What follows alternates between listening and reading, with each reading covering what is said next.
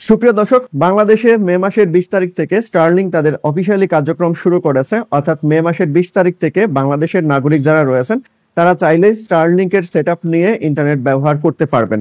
আজকের ভিডিওতে আমি আপনাদেরকে ক্লিয়ার করার চেষ্টা করব এই স্টারলিংটা আসলে কি, কিভাবে কাজ করে, এটার প্রাইস কত টাকা হইতে পারে এবং যে টাকাটা আছে সেই টাকাটা আপনি কিভাবে কমাতে পারবেন, সমস্ত বিষয়গুলো নিয়ে আমরা আজকের এই ভিডিওতে ডিসকাশন করব।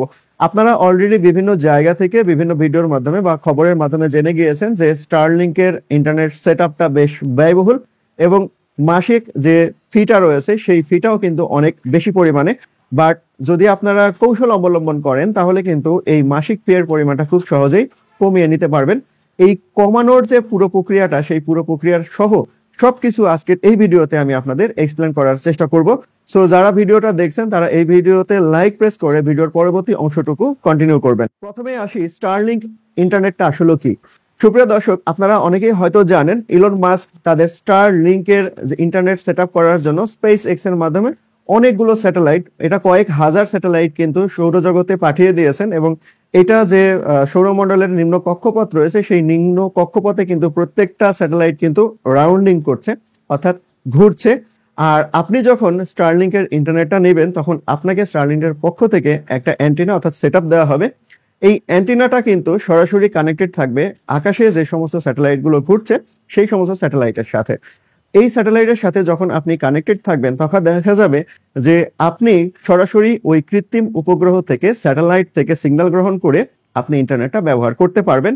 এর জন্য কোনো ধরনের তারের প্রয়োজন পড়বে না, অথবা কোনো ধরনের ব্রডব্যান্ড তো দূরের কথা, মোবাইল নেটওয়ার্কেরও প্রয়োজন পড়বে না। ধরুন বাংলাদেশের এমন অনেক জায়গা রয়েছে যেখানে এখন পর্যন্ত ব্রডব্যান্ড ইন্টারনেট পৌঁছায়নি, অথবা এমন জায়গা রয়েছে সেখানে এখন পর্যন্ত মোবাইল সিগন্যাল পর্যন্ত বা মোবাইলের নেটওয়ার্ক পর্যন্ত নাই। এরকম জায়গাতেও কিন্তু এই স্টারলিংকের ইন্টারনেট কিন্তু খুব ভালোভাবে কাজ করছে, অর্থাৎ স্টারলিংকের ইন্টারনেট কিন্তু ব্যবহার করা যাবে। তো আশা করি আপনারা সবাই স্টারলিংকের ইন্টারনেট কিভাবে কাজ করে এটা বুঝতে পেরেছেন। তো আমরা এখন যাব যে আসলে এইটা কিভাবে কিনতে হবে তার একটু প্রক্রিয়াটা দেখে নিব। এই প্রক্রিয়াটা দেখার জন্য আমি সরাসরি আমার মোবাইল থেকে ক্রোম ব্রাউজারটা ওপেন করে নিচ্ছি এবং এই ক্রোম ব্রাউজারটা ওপেন করে নেওয়ার পর যে সার্চ বক্স রয়েছে বা গুগল আছে, সেই গুগলে আমরা গিয়ে লিখবো just Starlink availability map. Just এখানে আমরা ক্লিক করলাম, তাহলে স্টারলিংকের ওয়েবসাইটে চলে যাবে। দেখুন এখানে যখন আমরা ক্লিক করছি, অথবা স্টারলিংক বাংলাদেশ লিখেও যদি সার্চ করেন অথবা শুধু স্টারলিংক লিখে যদি সার্চ করেন তবুও কিন্তু হবে। তো দেখুন এইখানে কিন্তু সরাসরি বাংলাদেশ কিন্তু চলে এসেছে, যেহেতু আমার লোকেশন অন করা আছে সরাসরি বাংলাদেশ চলে এসেছে।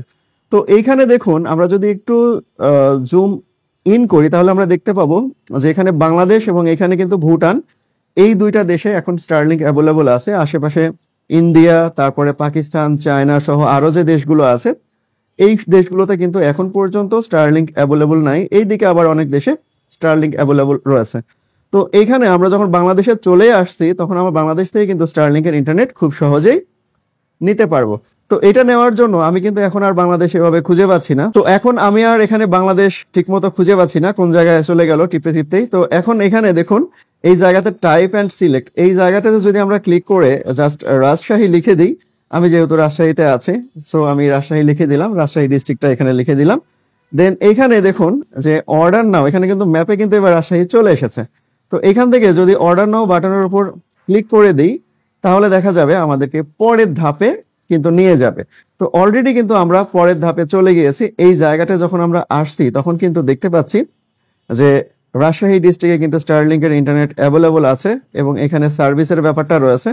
এখানে আমরা দুই ধরনের প্যাক দেখতে পাচ্ছি। একটা হচ্ছে আপনারা স্ক্রিনে যদি খেয়াল করেন তাহলে দেখতে পাবেন, একটা হলো রেসিডেন্সিয়াল আর একটা হচ্ছে রেসিডেন্সিয়াল লাইট। তো এই রেসিডেন্সিয়াল লাইটটা হচ্ছে রেটটা দেখুন আপনারা, রেসিডেন্সিয়ালের রেট দেওয়া আছে ৬,০০০ টাকা এবং এর সাহায্যে স্ট্যান্ডার্ড যে কিট রয়েছে সেই কিটের দাম ৪৭,০০০ টাকা। অর্থাৎ আপনাকে মোট ৪৯,৮০০ টাকা পেমেন্ট করতে হবে যদি আপনি এটা ইন্টারনেটটা নিতে চান। আর একটা প্যাকেজ আছে লাইট, এই লাইটের ক্ষেত্রে ডিভাইসের দাম একই, কিন্তু আপনার মাসিক যে প্যাকেজটা রয়েছে সেটার দাম কিছুটা কমে যাচ্ছে, সেটা হচ্ছে ৪২০০ টাকা পড়তেছে। তো এই হচ্ছে ব্যাপার। এবং আপনি যখন স্টারলিংকের ইন্টারনেটটা আপনি এখান থেকে নেবেন, সরাসরি নেবেন, টোটালি একবার আপনাকে পেমেন্ট করলে ফুল সেটআপটা এককালীন দিয়ে দেবে আপনাকে। আর যদি এর সাথে আলাদা আলাদা হয়ে পার্টসপাতি আপনাকে কিনতে হয় তাহলে কিন্তু এখানে দেখুন এই যে পার্টসগুলোর দাম কিন্তু আলাদাভাবে মেনশন করা আছে, এগুলো আপনাকে আলাদা আলাদাভাবে পেমেন্ট করে নিতে হবে। বাট আপনি যেহেতু একবারে সব নিচ্ছেন, এই সমস্ত বিষয়গুলো একবারে আপনাকে ফ্রিতে প্রোভাইড করা হবে। ফ্রি বললেও ভুল হচ্ছে, দাম দিয়ে কিনে দিতে হচ্ছে। এছাড়াও স্টারলিংকের আরেকটা ইন্টারনেট রয়েছে, সেটা হলো হোম ইন্টারনেট ছাড়াও আরেকটা হচ্ছে রোমিং ইন্টারনেট রয়েছে। এই হোম ইন্টারনেটটা কি, আপনি যে ডিভাইসটা পাবেন অর্থাৎ ডিশ অ্যান্টেনার মতো একটা অ্যান্টেনা পাবেন, এই অ্যান্টেনাটা আপনার বাসার কোনো একটা জায়গাতে সেট আপ করে রাখতে হবে এবং এটা আপনি নড়াতে চড়াতে পারবেন না, অর্থাৎ মুভ করতে পারবেন না, এক জায়গা থেকে আরেক জায়গায় নিয়ে যেতে পারবেন না। কিন্তু আপনি যদি রোম ইন্টারনেটটা নেন তাহলে আপনি সেই ডিভাইসটা সাথে নিয়ে যেতে পারবেন। ধরুন আপনি পাহাড়ে গিয়েছেন, ওইখানে গিয়েও কিন্তু আপনি এই রোম ইন্টারনেটের মাধ্যমে খুব সহজেই ব্যবহার করতে পারবেন এবং রোম ইন্টারনেটের খরচ কিন্তু এর চেয়ে অনেকটা বেশি হবে। তো এখান থেকে আমরা যদি চেক আউটে যাই, চেক আউটে গেলে আমরা এখানে যে অ্যাড্রেস দিতে হবে বাংলাদেশের, আপনি যে লোকেশনটাতে আছেন এই লোকেশনের ফুল অ্যাড্রেসটা দিতে হবে।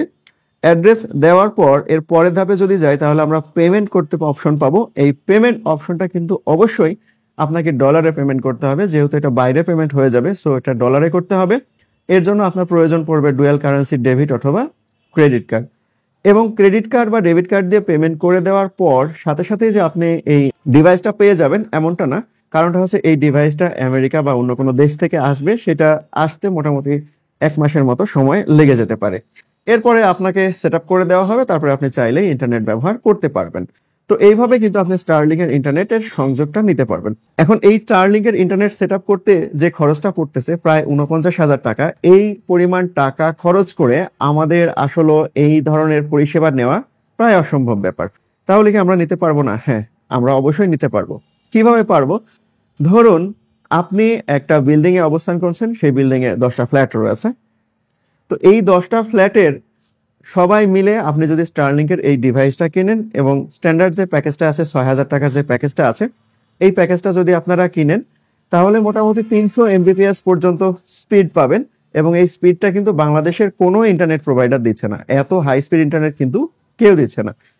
কিনে নেওয়ার পর আপনি যখন প্যাকেজটা কিনলেন, কেনার পর আপনাকে এই ধরনের সুইচ আছে, এই সুইচের সাথে নেটওয়ার্ক এক্সটেন্ড করতে হবে।